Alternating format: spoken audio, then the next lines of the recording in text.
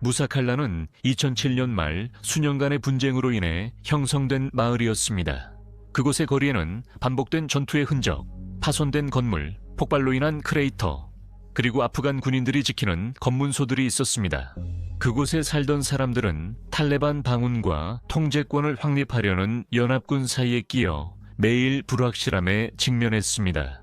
그 마을의 중요성은 규모를 넘어섰습니다. 헬만드주 무사칼라는 아프가니스탄에서 가장 불안정한 지역에 주요 경로를 나토와 아프간 정부군이 통제하도록 했습니다. 이 마을을 장악하는 것은 반군 작전을 방해하고 더 넓은 지역 확보에 중요했습니다. 탈레반에게 이곳은 저항의 상징이자 그들이 세력을 확장하고 점점 커지는 아편 제국을 통제할 수 있는 근거지였습니다. 양측 모두 무사칼라의 통제권이 군사 작전뿐만 아니라 지역 통치, 치안, 그리고 주변 공동체의 미래에도 영향을 미친다는 사실을 잘 알고 있었습니다. 상황은 긴장감이 감돌았고 불안한 평온함이 며칠 내에 다시 폭력이 일어날 가능성을 감추고 있었습니다. 탈레반의 통제에서 마을을 되찾기 위한 대규모 공세가 시작될 예정입니다.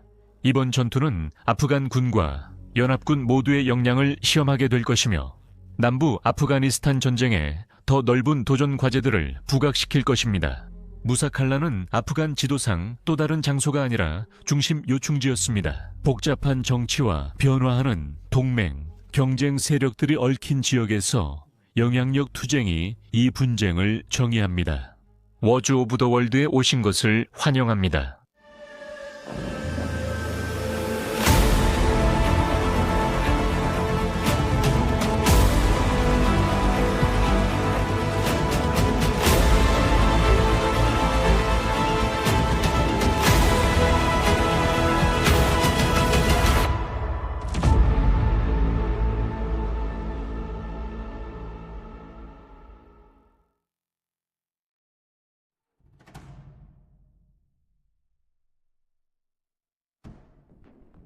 2006년까지 탈레반이 축출된 지 5년이 지났지만 아프가니스탄은 여전히 평화와는 거리가 멀었습니다.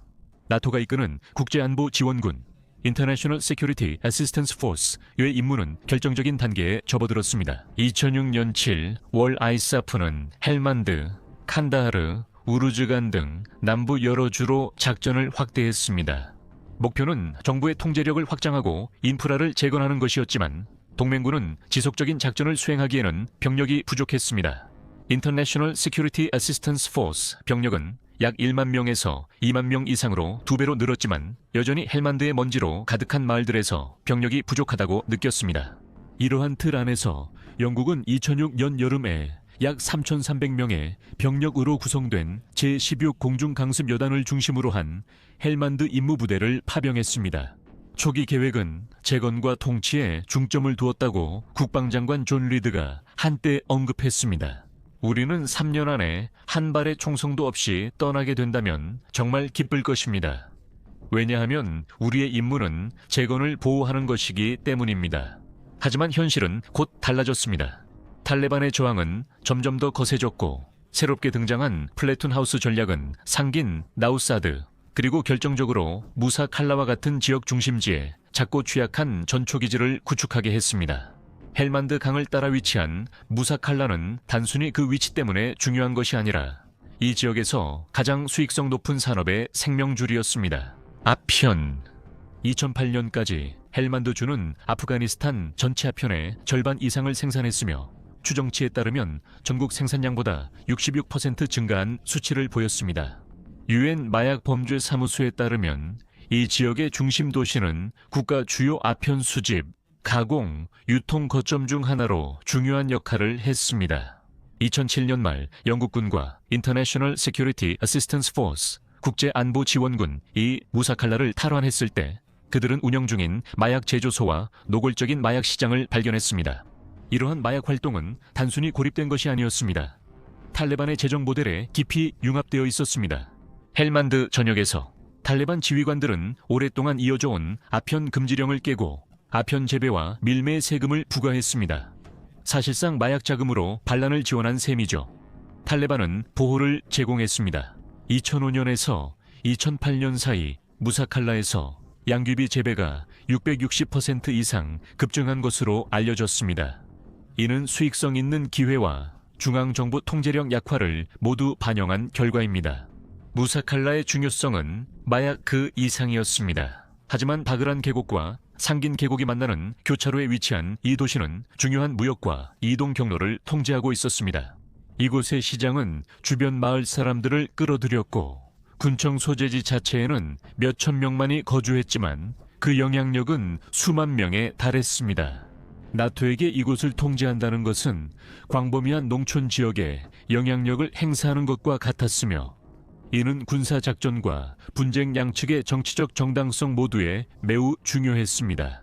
2006년 6월 14일 약 25명의 정찰 전문가로 구성된 영국 패스파인더 소대가 무사칼라의 주둔지로 파견되었습니다.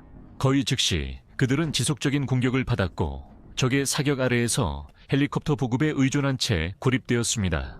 치누크와 아파치 헬리콥터가 자주 방문하게 되었고 종종 RPG와 기관총 공격을 받으면서 부상자를 구조하거나 진지를 강화하기 위해 도착했습니다. 당시 인터내셔널 세큐리티 어시스턴스 포스 사령관이었던 데이비드 리처즈 장군은 그 상황을 언급했습니다. 인용문: 소대 주둔지 주변은 상식이 있는 일반 민간인이라면 떠나고 그의 집은 파괴되는 지역이 되었습니다. 인용문 끝. 군사적 위협을 넘어서 지역 원로들과의 관계도 불안했습니다. 헬만드의 권위는 부족 중심이었고 많은 영국인들은 아쿤자다 주지사를 우려했습니다. 그는 다우드로 교체됐지만 다우드는 공학 배경에도 불구하고 신뢰를 얻지 못했습니다. 이러한 긴장감은 물리적 위험을 가중시켰고 부족 원로들을 소외시켰으며 ISAF의 정보와 자원 접근을 제한했습니다. 2006년 늦여름 사상자 수치가 불안정한 상황을 분명히 드러냈습니다. 9월까지 헬만드에서 약 31명의 영국 군인이 전사했고 대부분 무사칼라와 상긴에서였습니다. 늘어나는 손실과 고립된 주둔지에 직면한 지휘관들은 비전통적인 접근법을 모색하기 시작했습니다. 부족 지도자들과의 공개 협상에 대한 소문이 돌기 시작했고 이는 전면 철수 대신 지역 휴전을 대안으로 제시하는 분위기였습니다.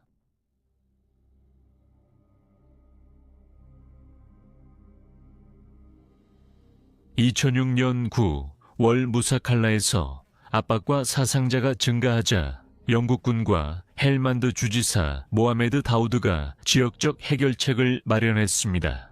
15명의 부족 원로들 이 지역 중심지에 안전을 보장하기로 동의했고 아프간 국기를 지키며 연합군과 탈레반을 포함한 모든 무장단체의 출입을 금지하겠다고 약속했습니다. 그 대가로 영국군은 5km 베타 구역 밖으로 철수했고 훈련과 모집이 지연되는 어려움에도 불구하고 소수의 현지 훈련 경찰만 남겼습니다. 이 조치는 즉각 논쟁을 불러일으켰습니다. 영국 지지자들은 이를 실용적인 아프간 주도의 반란 진압 작전으로 설명했지만 인터내셔널 세큐리티 어시스턴스 포스 내부의 비판자들과 일부 미국 관리들은 우려를 표명했습니다. 미국 대사 로널드 뉴먼은 이것이 탈레반이 지배하는 피난처를 정당화할 위험이 있다고 경고했고 리처즈 장군은 철수가 이 지역들을 탈레반의 집결지로 만들 수 있다고 주의시켰습니다.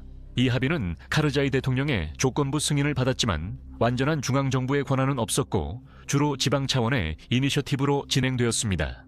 처음에는 이 합의가 다음 5달 동안 희망을 보여주었습니다. 도심에서의 전투가 크게 줄었고 상점과 학교가 다시 문을 열었으며 탈레반이 진입을 시도했을 때도 지역 원로들이 이를 저지했습니다. 하지만 심각한 약점들도 드러났습니다. 예정된 50명의 지역 경찰 중 19명만이 훈련을 마쳐 치안이 불안정하게 남았습니다. 게다가 지방과 중앙의 정치적 갈등, 미국의 경멸과 고르지 못한 개발 지원이 결합되어 그 지속 가능성을 약화시켰습니다. 그 합의로 인해 조성된 평온한 분위기는 오래가지 못했습니다. 2007년 2월 그 합의는 무너졌습니다. 현지 탈레반 사령관의 형제가 사망한 인터내셔널 세큐리티 어시스턴스 포스 공습 이후였습니다. 그들은 그 행동이 배제구역 바로 밖에서 이루어졌다고 주장했지만 반군들은 이를 위반으로 간주했습니다. 보복으로 약 200~300명의 탈레반 무장 세력 이 마을을 습격해 경찰의 무장을 해제하고 원로들을 감금했으며 경찰서와 함께 구청장 사무실을 불태웠습니다. 그들은 탈레반의 흰 깃발을 올리고 협력자들을 추방했으며 무사칼라를 신속하게 반군 권력의 노골적인 중심지로 탈바꿈시켰습니다. 무사칼라에서의 탈레반 통치는 단순히 군사적인 것만이 아니라 이념적인 것이기도 했습니다. 그들은 엄격한 샤리아법을 시행하며 음악을 금지하고 복장 규정을 강제하며 공개 처벌을 도입했습니다. 현지 라디오 방송국들은 샤리아 라디오라는 이름으로 종교적 지침과 탈레반 선전을 방송하며 점령 저항과 이슬람 정당성에 대한 그들의 내러티브를 강화했습니다. 탈레반이 자리를 굳히면서 무사칼라는 강력한 모집센터이자 선전 허브가 되었고 소수의 인구를 넘어 반군의 메시지를 더욱 대담하게 퍼뜨렸습니다. 무사칼라가 분쟁 지역 중심지에서 탈레반의 거점으로 변모한 것은 극적인 변화를 의미했습니다. 이제 더 이상 상징적인 제스처나 정치적 책략이 아니었고 무사칼라는 반군의 통치와 전술적 이점을 가진 장소가 되었습니다. 탈레반이 장악할 무렵 이 도시는 여러 지역 작전의 전초기지로 발전해 나토와 아프간 정부 권위를 효과적으로 위협했습니다. 이 협상이 실패한 것은 비대칭 전쟁에서 지역 협정의 취약성뿐만 아니라 권력 공백이 반군에 의해 어떻게 이용되는지를 보여주었습니다. 이러한 극적인 반전은 단호한 군사적 대응의 필요성을 강조했습니다. 나토는 더 이상 지역 협정이나 취약한 통치로 반군을 억제할 수 있기를 기대할 수 없었습니다. 무사칼라는 탈레반에게 상징적인 승리이자 결정적인 위협이 되었으며 이는 전면적인 방역을 요구했습니다.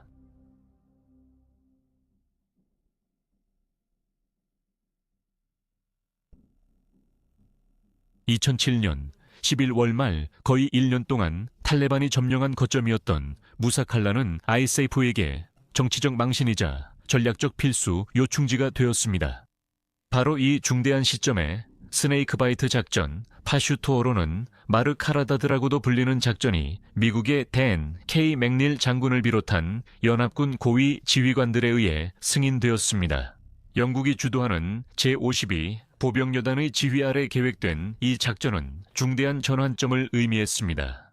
아프가니스탄 국가군 ANA가 공격을 주도하고 ISAF가 지원하며 아프가니스탄의 자립 능력 강화를 보여주려는 국제적 노력이었습니다. 계획의 중심에는 2007년 10월에 지휘를 맡은 앤드류 맥케이 준장이 있었으며 그는 비정통적인 리더십으로 부하들과 관찰자 모두에게 빠르게 깊은 인상을 남겼습니다. 초기 공격이 승인되었을 때 뱀이라는 뜻의 작전명 MA로 불렸는데 앤드류 맥케이 준장은 로시안 힐 전방에서 지휘하기 위해 무인지대를 거의 1마일이나 걸어갔다고 전해집니다. 그는 소수의 팀원들만을 동행했으며 이로 인해 용기와 직접적인 참여로 명성을 얻게 되었습니다.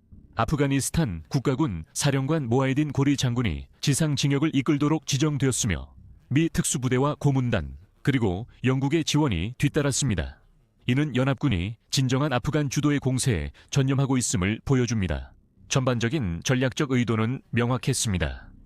무사칼라에서 정부의 권위를 다시 확립하고 ANA가 전투 부대로서의 역량을 상징적으로 강화하는 것이었습니다. 이는 연합군 지휘관들이 나토의 실효성 없는 소탕 및 점령 작전으로 인해 수개월 동안 제약을 느낀 이후에 나온 조치였습니다.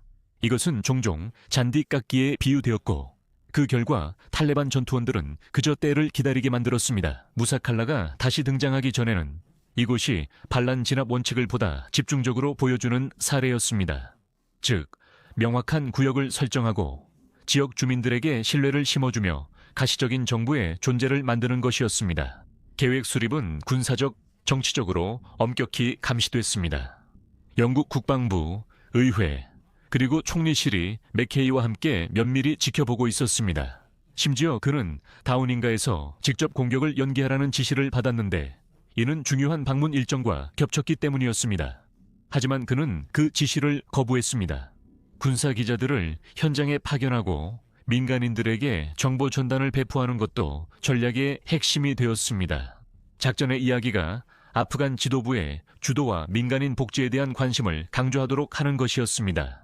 현장에서 마련된 기반이 이 작전을 진정으로 정의했습니다.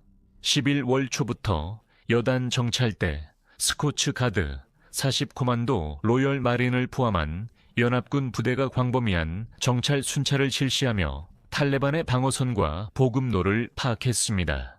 접근로는 민간인 이주를 최소화하기 위해 양쪽 측면에서 천천히 체계적으로 점차적으로 정리되었습니다. 정보 수집 또한 중요한 역할을 했습니다. 연합군은 영향력 있는 탈레반 연계 부족 지도자들을 분리하려고 노력했습니다. 가장 중요한 인물은 물라 압둘 살람이었다. 피르자이 알라자이 장로는 탈영을 협상 중이라는 소문이 돌았습니다. 이는 반군 지역 내 지지 약화를 위한 조치였습니다. 이 전략을 설명하며 브리게디어 맥케이 장군은 목표는 탈레반을 점차 약화시키고 분열시키며 밖으로 나오면 강하게 타격하고 사기를 떨어뜨리고 분리시키는 것이었다고 말했습니다. 1단계 핵심 지도자들은 이념적으로, 2단계는 돈을 받고 싸우는 용병들입니다. 오랫동안 함께할 생각은 없었습니다. 인용 끝. 계획자들은 이 상황이 특히 위험하게 만드는 여러 요인들을 예리하게 인식하고 있었습니다. 첫째, 지형과 급조 폭발물이었습니다. 무사칼라는 거칠고 미로 같은 농경지의 중심에 위치해 있었고 광해수로가 교차하고 있어서 이 지역은 매복의 이상적인 장소였습니다. 탈리반은 광범위한 지뢰밭과 급조 폭발물을 설치했고 초기에 사상자가 발생했습니다. 이 중에는 도로변 지뢰로 사망한 리 존슨 하사도 있었습니다. 이와 함께 도시 방어도 있었습니다. 마을 자체가 강하게 요새화되어 있었습니다. 탈리반 전투원들은 주택과 모스크를 사격진지로 바꾸었고 연합군 전초기지 주변에 약 500m의 완충지대를 만들어 놓았습니다. 또 하나 고려할 점은 민간인의 존재였습니다. 수백 명의 마을 주민들이 여전히 그 지역에 있었습니다. 작전 계획자들은 전단지를 살포하고 대피 경로를 제공하여 위험을 줄이려고 했습니다. 이는 나우사드와 상긴에서의 과거 교전 지역에서 인구가 탈출하면서 재탈환한 지역이 불안정해졌던 교훈을 떠올린 것이었습니다. 이런 위험에도 정치적 필요성은 매우 컸습니다. 스네이크바이트 작전의 성공은 아프가니스탄 국가군의 정당성을 입증하고 영국군의 지휘 전략을 정당화하며 수년간의 점진적인 성과 이후에 전황의 흐름을 바꿀 수 있는 드문 상징적 승리를 가져다 줄 수 있었습니다. 반면에 실패할 경우 헬만의 대반란 모델의 취약점이 다시 한번 부각되고 외국의 개입에 적대적인 반군들에게 새로운 선정어리를 제공할 위험이 있었습니다.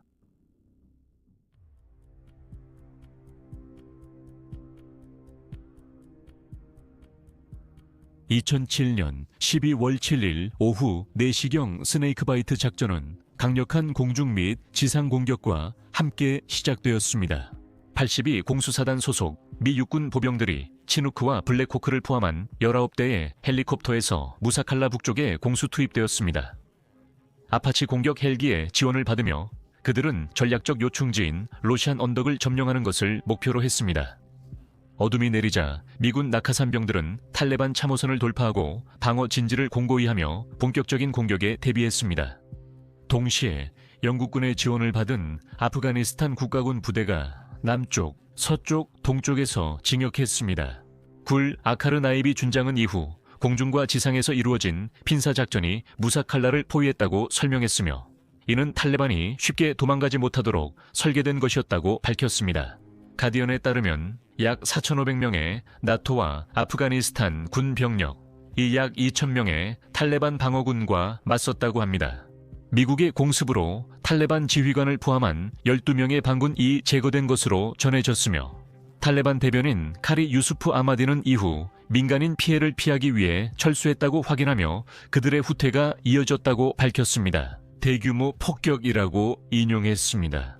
강력한 저항이 이어졌으며 특히 요새화된 주택과 모스크에서 두드러졌습니다. 탈레반은 전술적 이점을 위해 민간인 지역을 활용했습니다. 아이이드와 지뢰가 지속적인 위협이 되었고 미군 병사 테너 제이 오리어리 상병이 12월 9일 아이이드에 의해 사망했습니다. BBC의 임베디드 영국 기자 스티븐 그레이는 다음과 같이 회상했습니다. 우리가 접근하자 우리는 무사칼라를 떠나는 난민 가족들이 트럭과 자동차에 짐을 싣고 도망치는 모습을 보았습니다. 그런 차량 2대가 멈춰서 숨겨진 무기를 검사받고 있을 때 탈레반이 총격을 가하기 시작했고 우리는 남아있는 약간의 엄폐물로 몸을 던졌습니다. 이것이 몇 시간 동안 계속된 총격전의 시작이었습니다. 전투가 한창인 가운데 난민 차량 2대는 마을에서 공포에 질려 달아났습니다. 하지만 그 차량들은 곧장 미군 험비 2대로 돌진했습니다. 미군은 자살 폭탄에 지속적인 위협을 두려워하며 사격을 가했습니다. 민간인 3명이 사망했고 2명의 어린이와 1명의 여성이 부상을 입었습니다. 인용 끝. 이 비극적인 사건은 민간인과 반군 사이에서 벌어지는 전쟁의 복잡성을 여실히 드러냈습니다. 하지만 연합군 전략은 도시 내 전면전이 아닌 탈레반 철수 유도에 초점을 두었습니다. 12월 10일 아침이 되자 ANA와 나토 병력은 마을 중심부로 진입했습니다. ISAF는 집중 폭격 이후 탈레반 병력이 도주했다고 확인했으며 아프간군은 시장에 검문소를 설치했습니다. 나이비 준장은 총격전이 저녁까지 계속되고 있다고 밝혔으며 남아있는 저항의 원인으로 외국인 전투원이나 알케다 조직원을 지목했습니다. 남은 작업에 관해서 나이비는 이렇게 말했습니다. 인용하자면 도시는 포위되어 있습니다. 우리는 마을 중심에 있는 무사칼라 시장에서 약 500m 떨어진 곳에 있습니다. 폭격은 계속되고 있습니다. 이 지역은 넓습니다. 내일 우리는 조심스럽게 거리를 지뢰로부터 제거할 것입니다. 인용 끝. 이번 작전은 이전의 기대와는 극명한 대조를 이루었습니다. 연합군 지휘관들은 치열한 시가전, 즉 집집마다 벌어지는 전투를 준비했지만 탈레반은 대부분 주변 농지로 철수하는 것을 선택했습니다. 이것이 일부 결과에 영향을 미쳤습니다. 연합군의 사상자는 비교적 적었으며 영국군 1명과 미군 1명이 즉석 폭발 장치 사건으로 사망했고 몇 명이 더 부상당했습니다. 반면 탈레반 측의 손실은 수백 명이 사망하거나 포로로 잡힌 것으로 추정되지만 정확한 수치는 확인되지 않았습니다. 이곳의 민간인들도 고통을 겪었습니다. 현지 원로들은 민간인 사망자가 최대 40명이라고 주장했으나 연합군 대변인은 탈레반의 허위 정보라며 일축했습니다. 결국 한 미군 고위 장교가 언급했듯이 도시 지역에서의 전투는 우려했던 것만큼 치열하지 않았습니다. 인용문. 무사칼라의 도심은 큰 저항이 없었고 특별히 방어벽이 설치되어 있지도 않았습니다. 인용문 끝. 하지만 카라만다와 살람바자르 같은 외곽 마을에서는 여전히 전투가 계속됐고 소형 무기와 화력 그리고 기습 공격 전술이 사용됐습니다. 미군의 공군 지원을 받으며 잔존 탈레반 무장 세력을 겨냥한 소탕 작전이 며칠 동안 계속됐습니다. 12월 11일까지 나토는 무사칼라 점령을 공식 발표했습니다. 지구 중심부에 개양된 아프가니스탄 국기는 전술적 승리와 국가 권위의 회복이라는 메시지를 모두 상징했습니다. 그러나 승리의 겉모습 아래에는 민간인에 대한 영향, 탈레반이 외딴 지역으로 흩어진 문제, 그리고 아프가니스탄군의 통제력이 얼마나 지속될 수 있을지에 대한 지속적인 의문이 남아 있었습니다.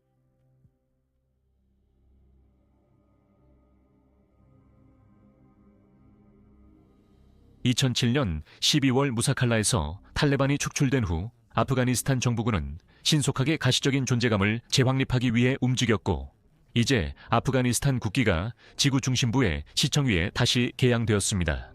굴 아카르 네비 준장은 이 행위의 중요성을 강조하며 이것이 무사칼라와 헬만드주 주민들에게 희망의 상징이라고 선언했습니다. 인용 끝. 그러나 이 전술적 승리는 단지 첫걸음에 불과했습니다. 마을을 안정시키기 위한 노력은 즉각적인 도전에 직면했습니다. 기반 시설이 심각하게 파손되었고 치안 환경도 여전히 불안정했습니다. 아프가니스탄 국가군 병사들과 연합군은 지뢰와 불발탄을 제거하기 위해 노력했고 기술자들은 도로를 수리하고 수도를 복구하기 시작했습니다. 기능적인 지역 행정 체계를 구축하는 것은 더 어려운 일로 드러났습니다. 하지만 이전의 배신과 계속되는 폭력 때문에 경계심이 강해진 많은 부족 지도자들은 아프간 당국이나 나토군과 완전히 협력하는 것을 주저했습니다. 나토의 군사적 성공에도 불구하고 더 넓은 전략적 관점에서는 상황이 더 모호했습니다. 전투 중 탈레반의 전술적 철수는 그들이 완전히 패배하지 않았음을 뜻했습니다. 대신 그들은 주변 마을과 시골로 후퇴하여 재정비할 수 있는 능력을 보존했습니다. 이후 몇 달 동안 반군의 영향력은 협박, 모집, 그리고 지역 불만을 이용하는 방식으로 점차 다시 돌아왔습니다. 지역 경제와 탈리반 자금 조달에 중요한 아편 거래는 대부분 온전히 유지되어 정부의 지역 안정화 노력을 약화시켰습니다. 브리게이더 앤드류 맥케이 등 영국 지휘관들은 신중한 낙관론을 보였고, 스네이크바이트 작전을 계획한 맥케이 장군은 무사칼라 전투가 끝나지 않았다고 경고했습니다. 우리는 그 마을을 점령했지만 진짜 싸움은 주민들의 마음을 얻는 것입니다. 그것 없이는 군사적 성과가 별 의미가 없습니다. 아프간 관리들도 분쟁을 부추기는 깊은 부족간 역학과 경제적 요인을 인정하며 이에 동의했습니다. 한 지역 원로가 말했다. 정부는 오고 가지만 이곳 사람들은 평화와 우리 전통에 대한 존중을 원합니다. 그것이 없다면 폭력의 악순환은 계속될 것입니다. 궁극적으로 무사칼라의 이야기는 더 넓은 아프가니스탄 분쟁을 함축하고 있습니다. 힘겹게 얻은 군사적 성공 뒤에는 불안정한 통치, 지속되는 반군 활동, 그리고 불안정의 근본 원인을 해결해야 한다는 끊임없는 과제가 그림자처럼 드리워져 있습니다. 그 전투는 헬만의 오랜 투쟁과 아프가니스탄에서 계속되는 분쟁에서 중요한 한 장이었지만 결코 마지막은 아니었습니다.